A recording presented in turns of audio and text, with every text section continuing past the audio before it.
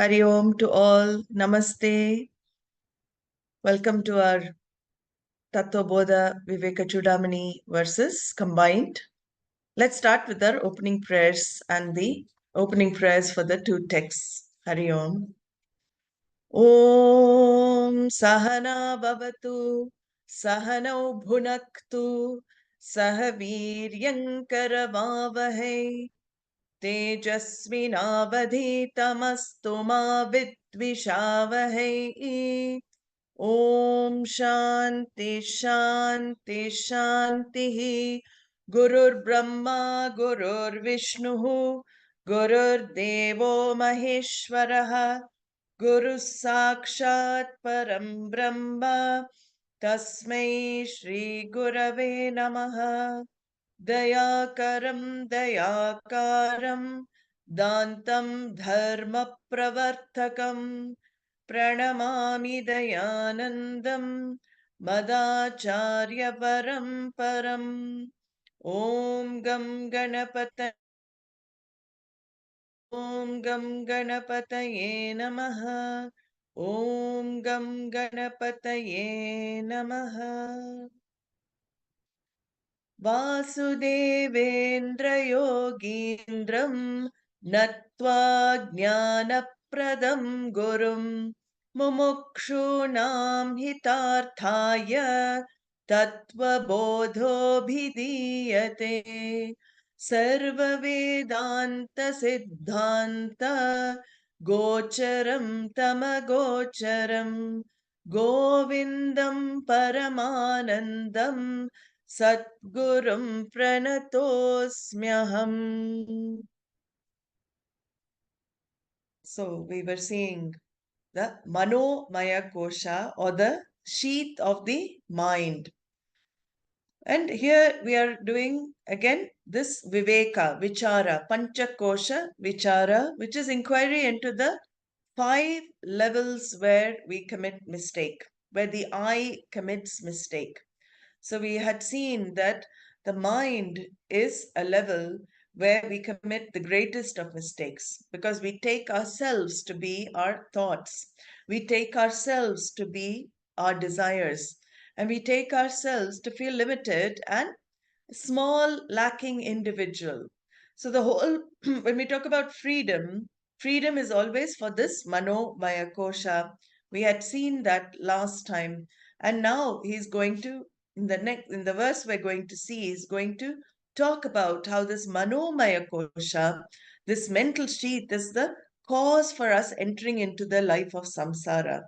So 177 in Vivekacūḍāmaṇiḥ, he says, manaḥ prasūte viṣayānaśeṣān sthūlātmanā sūkṣmatayā cha bhoktuḥ śarīravarṇāśramajātibhedāt guṇakriyāhetuphalāni nityam.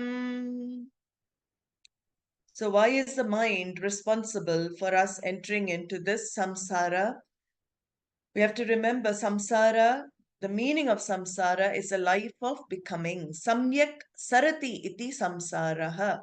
So life of becoming, constantly feeling inadequate, feeling that I lack something. So I want to become something bigger. I want to become something greater. So this life of becoming is because we are trapped in our thinking habits. This is what he says here. The mind continuously delivers for your experience. What does it deliver? All the sense objects, the gross objects of the senses in the waking state, or the subtle sense objects which take place in the dream.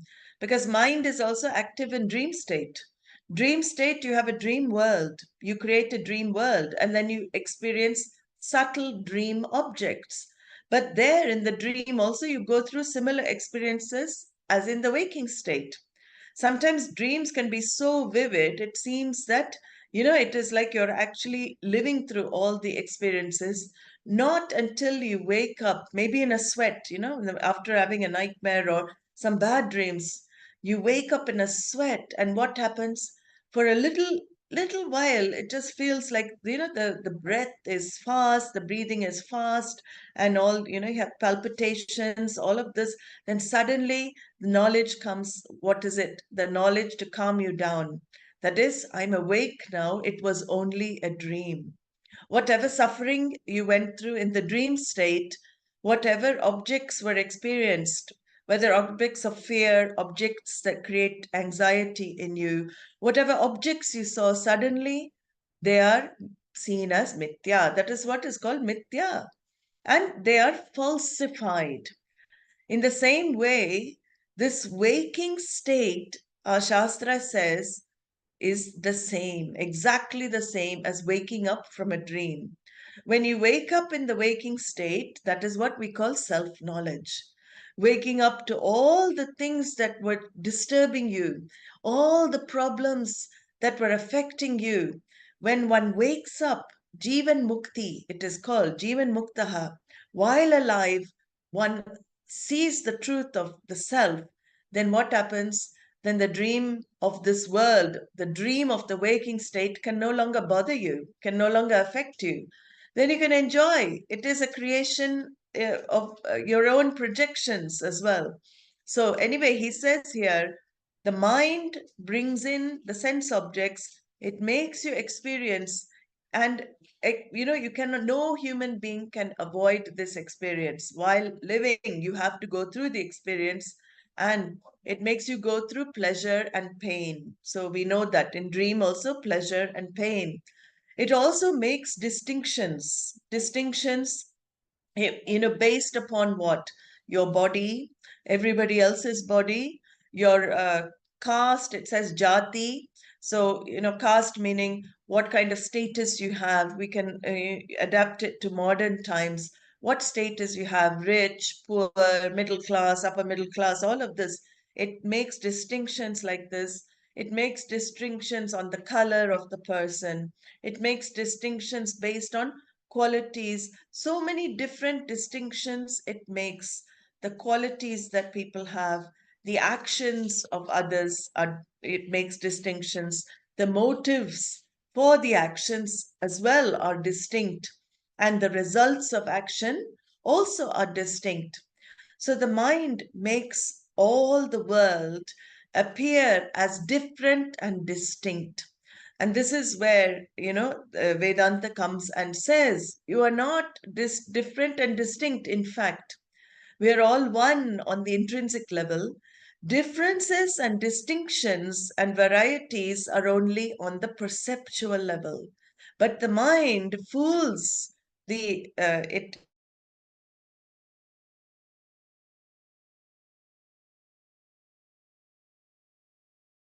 color, creed, caste, religion are all real.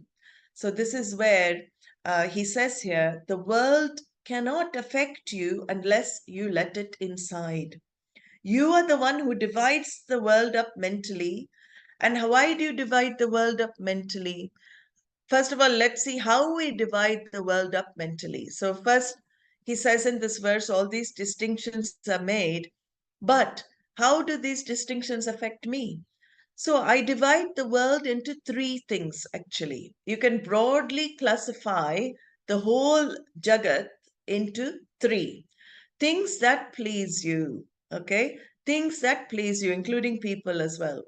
Coffee can please you, or anything, any object. Crumpets could please you. So I'm thinking of, as I'm returning to UK, I'm thinking of crumpets now because that's one thing I miss from UK.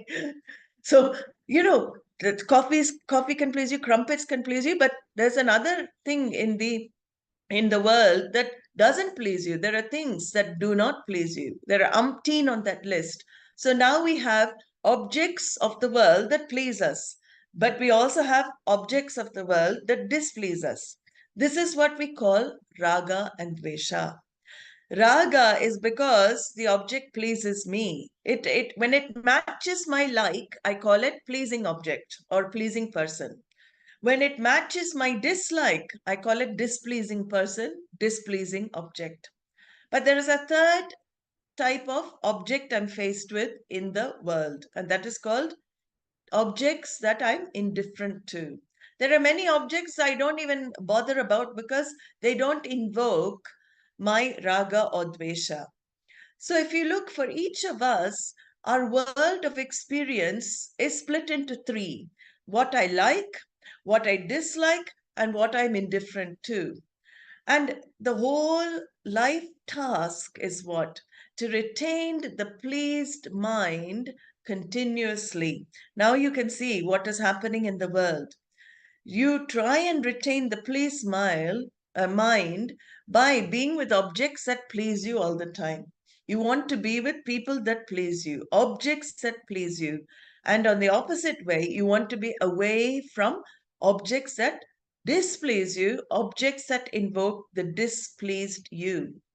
So when objects invoke the pleased me, I want to be experiencing those things. And maybe repeatedly. This is where I get stuck. See, just because I want to have pleasure from object that pleases me is not the problem. There is nothing wrong with fulfilling the desire to have some pleasure. But what the mind does, and this is how it binds the human being, it starts wanting, you wanting that object more and more. It starts getting addicted to that object for your happiness. It starts not enjoying when that object is away from you or that person is away from you. And that is, then it becomes addiction. So this is where mind becomes the source of bondage for you. Even though the object pleased you in the beginning and you found a source of pleasure, it gave you happiness, then what? You want to re-experience it, you want to experience it again and again, and that there comes a point where you cannot live without it. So this is called bondage, and that is based on my raga. So we have to see how it's connected to my raga. Then if the object displeases me, I want to remove it. I am also bound by doing this. I can't stand this object in my life. I can't stand this person in my life. I want to remove this experience. I want to remove this object. I don't want to deal with this person. And my mind is constantly occupied with getting rid of it or avoiding it. And because why? Because the external situation matches the dvesha in my mind. You can see now why Bhagavan in the Gita talks about raga and dvesha being the greatest enemies of a human mind. He repeats that constantly. The likes and dislikes, when they become binding, are the greatest enemies for a human being. So here he says the mind is the source of serving the sense objects to the one who experiences. So, who is the experiencer? The one who is sitting inside. The experiencer is given a name in Sanskrit called bhokta. The one who experiences is called bhokta.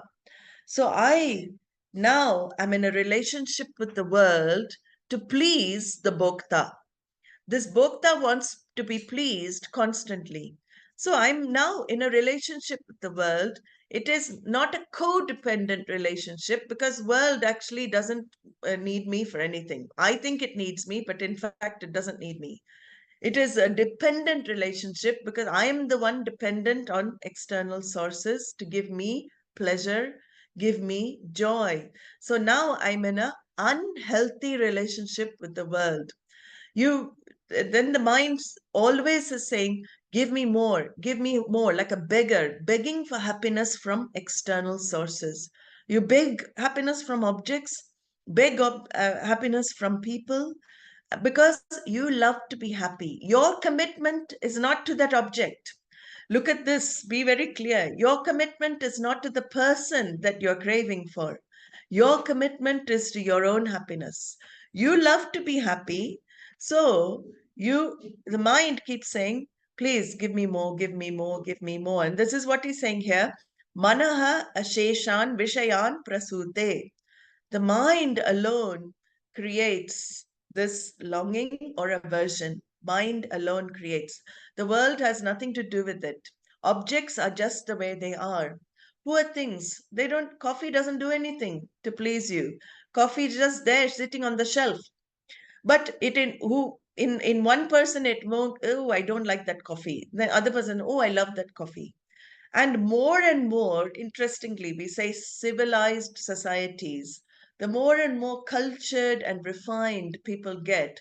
In fact, you're going away from your true nature because you're being, your likes and dislikes are being cultivated more. So in most refined societies, are where likes and dislikes are cultivated to the max. Even in color, sometimes when you go to these shops where you buy furniture, carpets, or upholstery for your sofas and everything, if you see the color chart, it is incredible, the choice of colors. The subtle difference between all the blues, all different. This is, some type of blue, sea blue, light blue, navy blue, royal blue, and there's so many nuances of shades. And when you go, some people, they are very, very astute to see what kind of shade they want. A little bit of the shade, they can't take it. No, I asked for this blue, not this blue.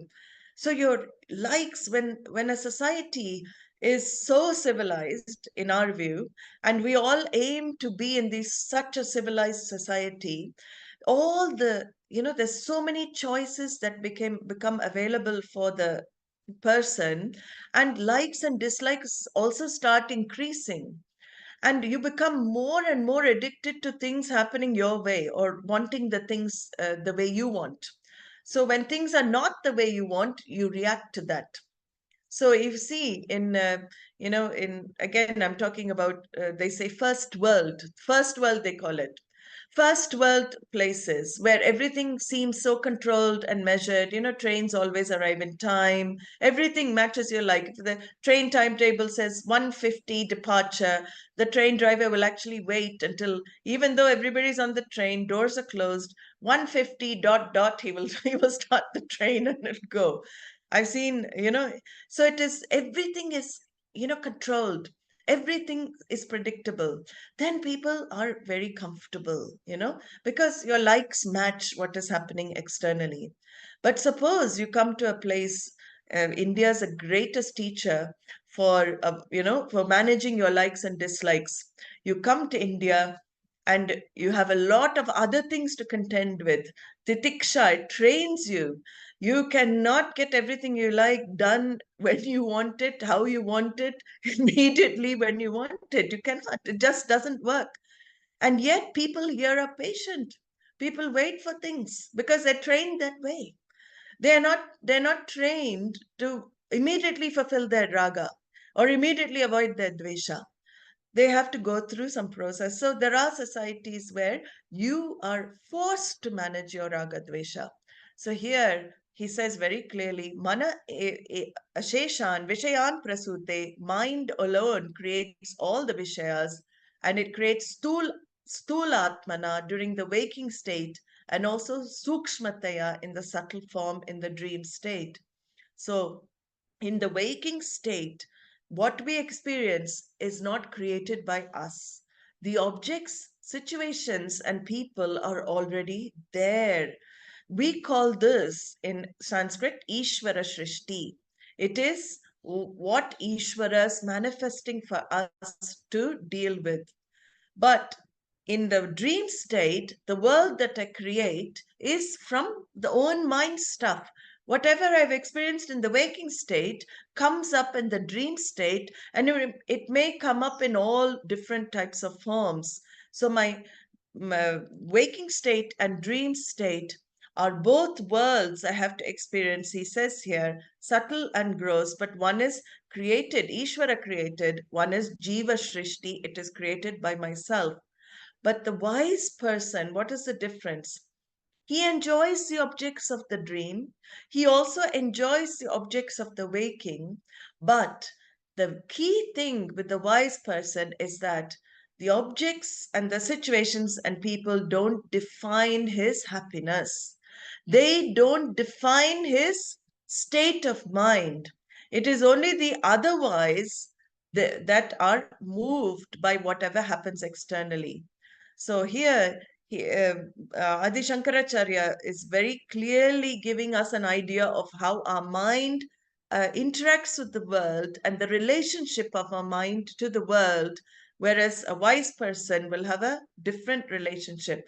Then he says this mind creates differences based on sharira, the bodies, varna, a color, ashrama, what different, ashramas you're in, different age groups here, you would say ashrama, or different, not even age groups, but different vocations you're in, jati, different statuses, all of these, creates, our mind creates. And we are the ones who create these differences. We say one is superior and one is inferior, right? That's why wherever you go, you have all this VIP, VVIP. Who is this VIP attributed to? If Atma is one and the same, where is VIP and less than VIP?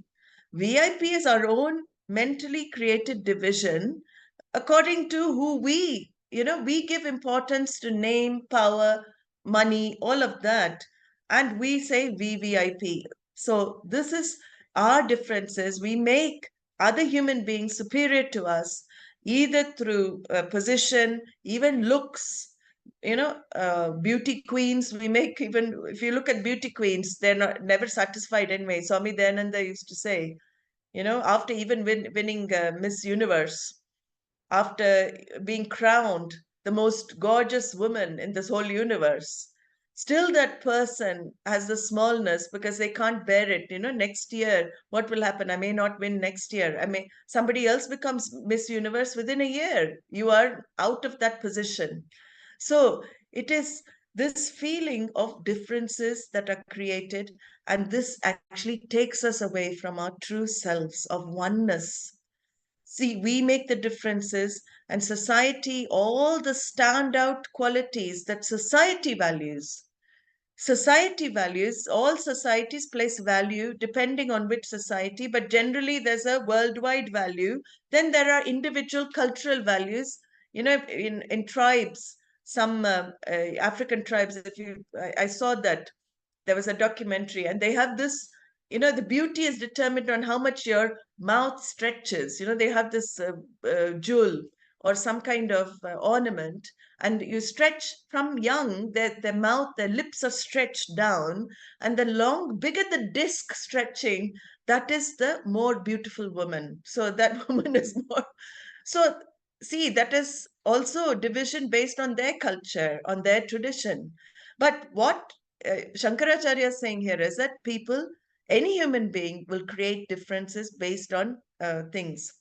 Varna can also mean on the type of mind a person has, whether it is colored by, so external color is there, but internal colored mind is also there. Is it colored by sattva? Is it colored by rajas? Or is it colored by tamas?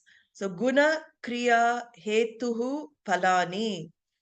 This is this now it's the qualities, guna, the qualities of the mind. Everybody is a mixture of all the three qualities, sattva, rajas, and tamas. But these gunas are determining our view of each other as well. So person with very good virtues, very virtuous person will have, sattva predominant. So people will look up to him. At least in those days, people used to look up to those who had value systems, virtues. So if you're Rajas predominant, you're CEO of a company, or you're, running your own company, something like that, or you're, prime minister or president or some position on power which requires Rajas. Now people look up to people Rajas predominant, people have achieved it, who have done it, who have made it, who've got there, right? So that is there. And then tamas, of course. Tamas is the one who are, given to crime. All those people, we also label them. Societies, oh, this is evil. These people are good. So we always differentiate good and evil. In fact, if we're talking about non-duality, where is good and evil? See, that is something to think about. Good and evil is only from one perspective, right? Whole of Advaita Vedanta is to help you understand there is no such thing as good or evil. There are only things only are. Things are the way they are. People we label, who are criminals, terrorists, like that. When you go into their background, I've said this before, you see what they have suffered or they have gone through in their lives, or the abuse they have faced. Many have had very difficult childhoods, many have gone through a lot of suffering. Then you can actually experience compassion. It is not the person who is evil, it is the action, maybe against dharma. So, this Vedanta mindset is never to label anybody good, bad, evil, all of this. We have to get this labeling out, understand the world, things are as they are, people as they are. Then he says, we also divide the world in forms of kriya, activities. So activities is very easy to see. Everybody does different things. So some people are very good at art. Some people are not, they couldn't even hold a pencil in their hand. So we have lots of people like this also. And Kriya also differentiates us, different types of activities. Then Hetuhu, our Phalatmakam, our results of activities, results of actions also differentiates us. See what kind of karma phalam we have to face. Everybody is going through different experiences in life. So that also creates differences in us. And what he is saying is that there is actually no difference at all. These are only on the level of the mind. When the mind is put in front of this world, immediately, you see, when the mind, when you're asleep, there are no differences, right? Where are the differences when you're fast asleep? Have we thought about that?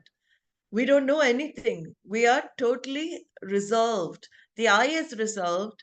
All the vrittis, the thought forms of differences and distinctions are also resolved. And in fact, I wouldn't know if anything was happening in the deep sleep state. So in deep sleep, I don't experience differences. Where do I experience differences? When the mind wakens in the morning, that is when differences and distinctions start. So mind, he says, is responsible for samsara and for creating this multiple world when, seeing multiplicity, when in fact the truth is there is only one. So the same mind can make you see the oneness of the Jagat, the oneness of the universe. The same mind can take you into multiplicity as well. So it's the one instrument. That's why, you turn the key left and it locks to bondage. It binds you to the world. You turn the key to the right, it opens up. It gives you freedom. So here he carries on in 178, he talks about what the true intrinsic nature of the individual is.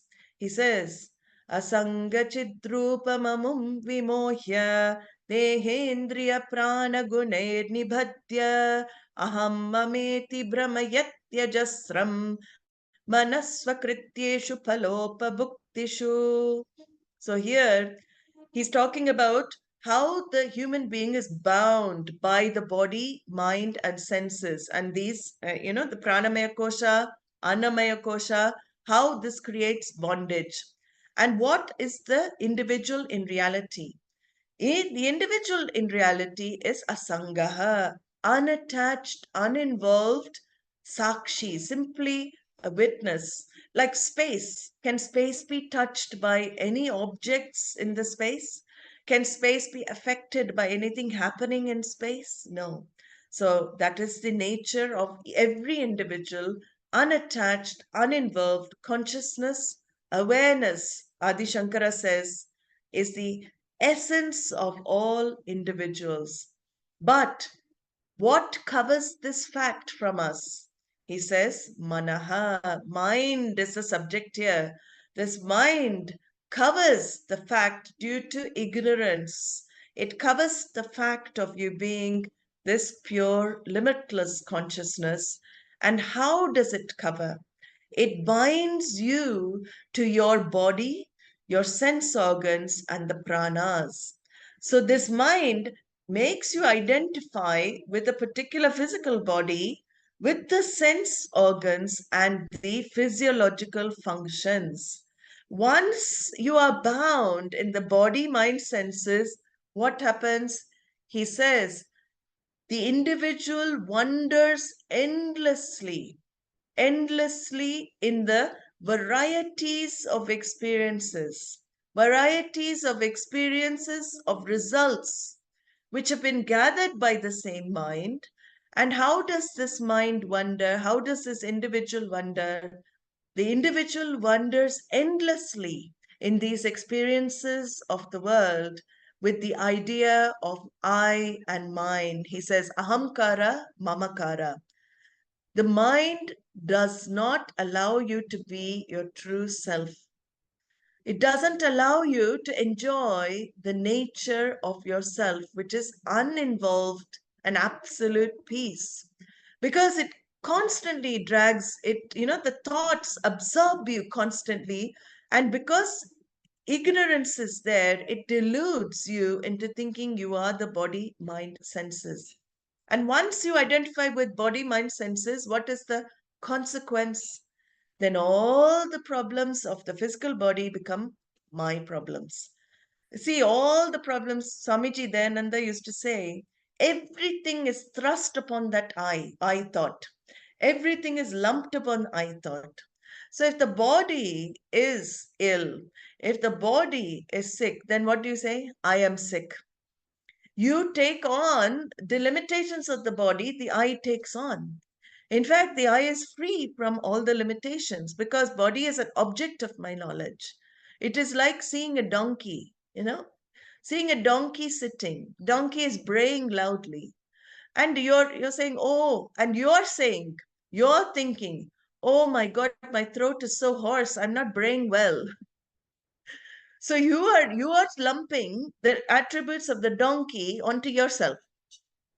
Donkey is object of knowledge. I know it's a very crude example, but it is like that. Body, because of proximity, it's maybe not as clear to see as a donkey, but it's as good as a donkey. You have to remember, when you're affected by the attributes and the qualities, the problems of the physical body, think of it as a donkey. You're observing this donkey, and anything, you're not going to let it affect you.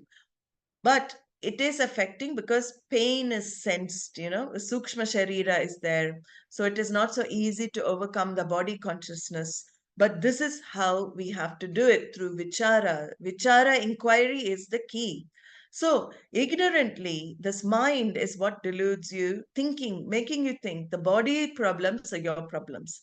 Not just the body problems, the very mind, mental problems. The very mind has its own problems. And it also has its own problems according to what? According to your background. You did not create your background. Background happened. The mind also has its problems due to guna changes. So when the gunas are changing in the environment, gunas are changing in your mind, hormonal guna changes we have, especially as women, we have to experience hormonal guna changes, right? So that is also something contended with, and those hormones also release different types of vritti, thinking. So we are really not in control of the way our mind works. We cannot manage some thoughts that come into the mind. Sometimes we can deliberately think, but many times these thoughts are involuntary, influenced by nurture and nature. Okay, so mind also is nurture and nature. Now, if I take the problems of the mind onto my mind, suppose mind is disturbed. What do I say? I am disturbed. Mind is restless. What do I say? I am restless. And then that I thought, again, the disturbances happen within the sūkṣma sharīra, then is unpleasant feeling. We don't like that unpleasant feeling. So self-inquiry is the only way out of this delusion of taking the attributes of objects of your knowledge onto the self. The mind is also witnessed by you. If it is witnessed by you, it cannot be you. You have to keep reminding yourself of that. A body is witnessed by you, which means it cannot be you. So it is actually erroneous. And he'll say in the next verse, erroneous superimposition that makes you take on the qualities of body and mind onto the I. So he goes on to say, slowly one leaves, activity in the, once you recognize self-inquiry is the only way out of this delusion, then you leave this activities, too much activity in the world, you let it go and you come to a life of contemplation, a life of withdrawal, which is like sannyasa. You don't need to take the robes, but you can be a contemplative, a person given to self-inquiry in anywhere you are in the world.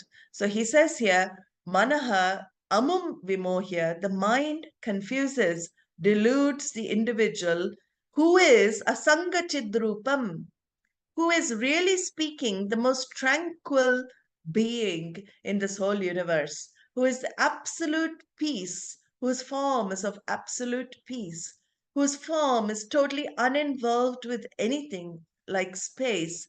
This mind deludes the individual and it makes the individual seemingly go through ups and downs. It's seemingly because it cannot touch Atma in reality. And how do you go through ups and downs? Because you're identified with the mind and you think this world can give me fulfillment, and you think that I will gain full fulfillment, full satisfaction from this world. And also I take myself to be a perishable entity with a birth date and a death date and a dash in between, which is my life. I have a birth date, a death date, dash in between. So this is how I delude myself and I suffer with this delusion. When in fact, Atma is never born. Atma never dies. Atma always is. Your true nature is beyond birth and death. It is only the body, mind, senses that are subject to limitation. So he says here, dehendriyaprāṇaguṇairnibaddhya. The mind ties down the jiva to the body. It connects you to the body. And because it connects to the body, you form attachments with other bodies as well. It's ridiculous. It's actually quite ridiculous. You think you are attached to other bodies, but in fact, there is no separate body. Even if you look at the body under a microscope, it's not as solid. The skin doesn't end as you think it ends. There's a lot of bugs and everything there on the epidermis as well. So we are not so defined as we think we are. But because I'm connected to my body, that feeling of connection connects me to other bodies, my husband's body or my wife's body or my children's body. And then I also identify, I start saying I come from such and such a lineage. I'm from this gotra. Especially in India, when you're doing puja, you have to state all that. I am this gotra, I have this nakshatra, all of this. So that I starts identifying with, because of connection to physical body, and also claiming I am fat, I am thin, I am young, I'm old, I'm rich, I'm poor. All of these are dependent on your identification with the physical body. Number one, he says, first mistake we make, the mind. Then the mind connects to the sense organs. You become hooked to sense objects. And also you take yourself to be, the I takes itself to be the quality of the sense organs. So you say, I am blind. No, actually, the truth is, eyes are blind. Eyes cannot see. But you say, I am blind. I am deaf. No, eye is never deaf. Ears are deaf. Eye is not unaffected by deafness. It is only the ears that. So when I identify with sense organs, limitations of sense organs become my limitations and I suffer. So then I connect to prana. When I connect to prana, I say prana is always unsteady. Prana is responsible for our health or ill health. So I say I am unhealthy, I'm sick, I am not well, I am hungry, I am thirsty. I am now becomes connected to prana. Then connection of the I to the gunas. Sattva, when I connect to sattva, when the mind is in a sattvic state, Krishna beautifully explains this in the 14th chapter of Bhagavad Gita. He says, when the mind is in a sattvic state, it is knowledge, illumination, and it gives you a sense of peace and of contentment. But sattva binds you also because it gives you this feeling of pleasure. It gives you the feeling of contentment, which is temporary contentment, temporary pleasure. It is not your swarupa happiness. It is not your natural nature happiness. So sattva becomes binding, and rajas becomes binding, because rajas, when the mind is predominantly rajas, rajoguna, you will be given to physical restlessness, undertaking umpteen activities, mental restlessness also. Greed comes from rajas, longing, all of this, when rajas is coloring the mind. And again, it binds the indweller of the body and makes you act in the world. It makes you go into activities because you can't keep quiet with yourself. Tamas, of course, binds you through absence of activity. It's the opposite. It makes you indifferent to activity. It makes you deluded, dull. All of this, tamas also binds a person by being slothful and sleepy all the time. Some people sleep so much during the day.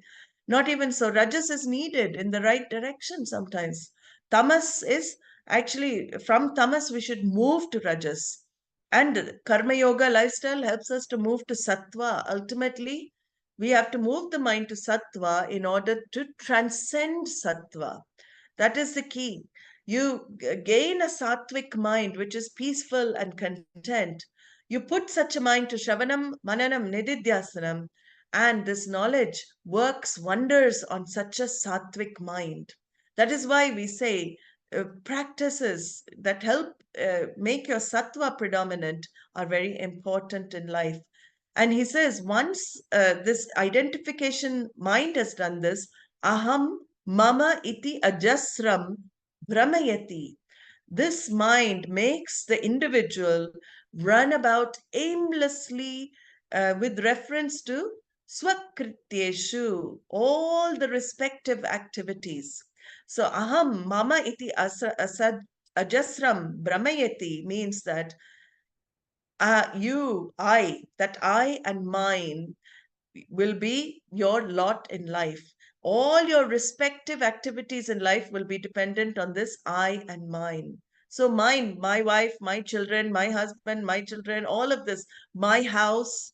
That is why Krishna talks about a value in the 13th chapter Gita. He says, Anabhishwangaha putra dara grihadishu. Don't have over attachment to your people in your life. We call them loved ones. We have to move away from loved ones to love all, right? These loved ones, as though connections that we develop, mind feels connected based on your body. Now, if you are not the physical body, where is the connection? It is as though you are living with these people. So you say loved ones. You live, you have more history with these people. So you say loved ones. But the truly wise person will say all are loved ones. Love all. There, Vasudeva Kutumbakam. My mind has to expand like that. Whole world is my family. All are my brothers. All are my sisters. Don't say all of my wives, all of my husbands. Okay, it doesn't work on that. all, all are family for me. So this mind, aham mama, we have to grow out of, and it keeps you running around. If I'm in this aham mama, it keeps you running around like a headless chicken. Somebody yesterday, I had a call from somebody yesterday, and they were telling me, I want to devote my time to Vedanta, but I'm running about in this world like a headless chicken. I'm traveling to US, I'm going to Europe, I'm traveling to India, I've got my kids here, I've got my kids there. So this is what this mind makes one do. Run around like headless chicken. There is a part that wants to commit. There's a part that sees value for the spiritual knowledge. But the spiritual knowledge is not easy to gain if the running around rajas is there too much. So pravritti marga, it's called pravritti marga. The extroverted lifestyle has to be drawn in. And phalopabhuktiṣu means that the mind also gets lost in the consequences of all the activities of running around. Because you're running around for what? You're not running around purposely, right? Yeah, sorry, purposefully. You're running around. Why? You want results for the running around. You want result for whatever you're doing. So he says, phalopabhuktiṣu, you want to experience the results. So that's why you take to activities. And manaḥ karoti, he says at this end of this verse, it is due to the identification with the mind, with the manomaya kosha. This manomaya kosha binds you in life. This manomaya kosha frees you if you want it to free you. So it is very important to develop a healthy manomaya kosha, healthy mind. Unhealthy mind happens because why? We don't observe its habits. We are not aware to the thinking habits of the mind.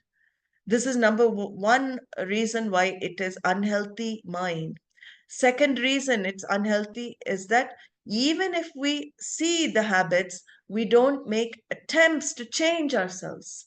We don't find value. We'd rather change the world. We'd rather spend all our life manipulating world, people, situations for the mind to feel comfortable, rather than making a change with my own thinking patterns. So here, this is a number, as for a Vedanta person, the alert living becomes very important. I have to be very alert to my habits, mental habits, thinking patterns. Do they bring me down in life? Do my thinking patterns destroy my relationships? Do they give me unpleasant situations? Do they make me enter conflict situations? If I find I'm constantly going through the same thing again and again, who has to make the change? You. You have to make the change with your own mind. It is not easy. Why the mind becomes unhealthy for most people. Unhealthy, I'm talking about anxiety ridden, fearful, all of this unhealthy mind is because people continue to do what is easy to do. And let me explain that. What is easy to do? It is easier to go along with the mind wherever it wants to go, right? That is the easiest thing to do. Mind says this, I go along with it. Mind says that, I go along with that. That is the easiest thing, and that is how majority of human beings live. Whatever the mind wants, I go along with it.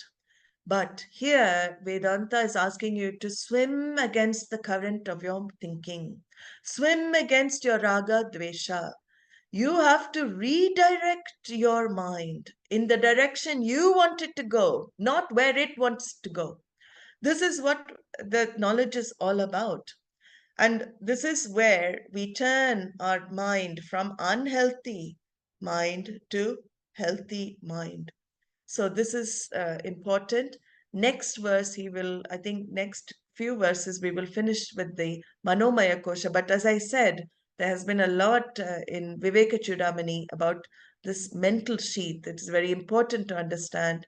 He talks now in the next verse about how we superimpose this, superimpose samsara, this bondage of superimposition on the mind.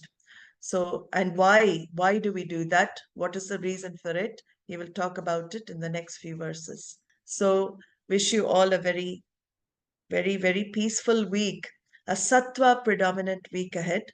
And it's very important to take this teaching and dwell on what is happening with my mind, because this manomaya kosha is very important to understand. If you understand this kosha, you've understood what the seeking spiritual search is about. And you can actually invest more time in this kosha to overcome this wrong identification, which is the cause for sorrow in life. So we will meet very soon again online. Wish you all a very happy week ahead. Hari Om. Any questions still, you can send me. We will answer next session. Yeah. Om Sarve Bhavantu Sukhinah Sarve Santu Niramayaha Sarve Bhadrani Pashyantu Ma Kaschit Dukkha Bhag Bhavet Asato Ma Satgamaya Tamaso Ma Jyotirgamaya Mrityor Ma Amritam Gamaya Om Purnamadah Purnamidam Purnat Purnamudachyate पूर्णस्य पूर्णमादाय पूर्णमेवावशिष्यते ॐ शान्ति शान्ति शान्तिः हरिः ॐ श्रीगुरुभ्यो नमः हरिः ॐ हरि ओम नमस्ते।